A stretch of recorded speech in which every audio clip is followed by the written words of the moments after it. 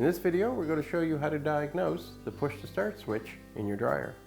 So to diagnose our push-to-start switch, some switches have just 2 contacts, some have 4.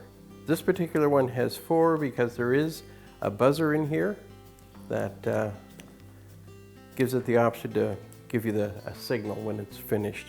But on most push-to-start switches, there's just 2.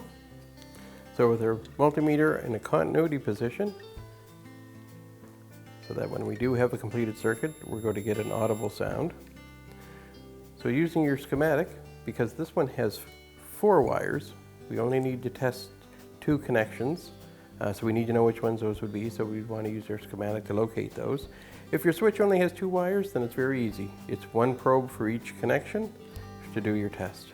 But on this one, we're just going to connect our probe to 1 connection for the actual switch contacts, and the probe on the other. We're going to push our button,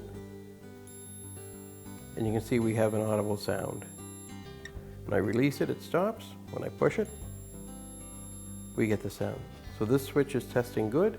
If we were to have made that connection with our probes and pushed that button and there was no sound, we would know the switch is bad and would need to be replaced. And that's how easy it is to diagnose your push-to-start switch.